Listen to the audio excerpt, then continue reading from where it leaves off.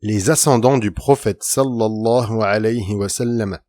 Ya Habibi, ya Muhammad. Les ascendants du prophète sallallahu alayhi wa sallam sont appelés les Hashimites, nom qui leur vint de Hashim ibn Abdi Manaf, grand-père du prophète sallallahu alayhi wa sallam. Parlons maintenant brièvement de Hashim et de ses ascendants. Petit 1, Hashim. Comme nous l'avons déjà mentionné, il était responsable de l'intendance des eaux, entre parenthèses, Siqaya, et de la fourniture de la nourriture aux pèlerins, entre parenthèses, Rifada. Il en était ainsi depuis que les fils de Abd Manaf et de Abd Dar avaient conclu un compromis sur la répartition des charges. Hashim était riche et très distingué. Il fut le premier à offrir aux pèlerins du pain cassé et trempé de bouillon. Son véritable nom était Amr, mais il fut surnommé Hashim parce qu'il émiettait le pain dans le bouillon. Il fut également le premier à faire 2 fois le voyage jusqu'en Syrie, une fois en hiver et une fois en été. Lors d'un de ses voyages en Syrie pour le commerce, il s'arrêta à Médine, où il épousa Salma, fille de Amr, des Beni Adi, ibn Najjar. Il resta auprès d'elle quelque temps avant de poursuivre son voyage alors qu'elle était enceinte. Elle mourut à Gaza en Palestine en 497 de l'ère chrétienne.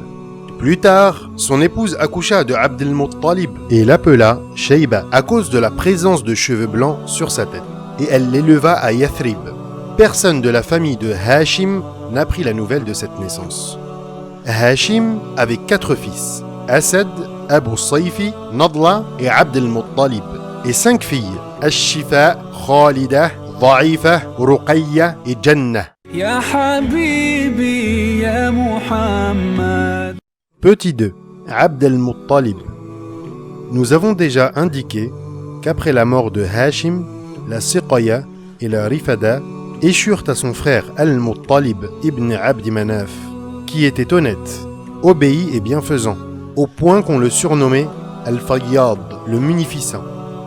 Lorsque Shayba, Abd al-Muttalib, atteignit l'âge de l'adolescence, son oncle Al-Muttalib entendit parler de lui et vint à Médine afin de le ramener chez lui. Quand il le vit, ses yeux débordèrent de larmes. Il l'étreignit et le fit monter sur son chameau. Le jeune garçon, cependant, refusa de l'accompagner à la Mecque sans l'aval de sa mère. Al-Muttalib demanda alors à celle-ci son autorisation, mais elle la lui refusa.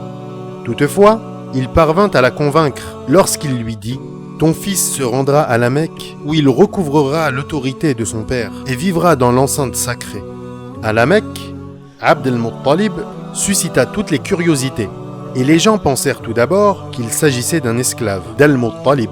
Ce dernier leur dit alors « C'est mon neveu, le fils de mon frère Hashim. » L'enfant grandit dans la maison d'Al-Muttalib et à la mort d'Al-Muttalib à Bardaman, au Yémen, Abd al-Muttalib lui succéda.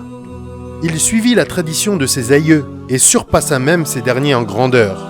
Son peuple l'aima et son rang fut éminent dans la société mécoise. Ya Habib, salam alayka, salawatullah alayka.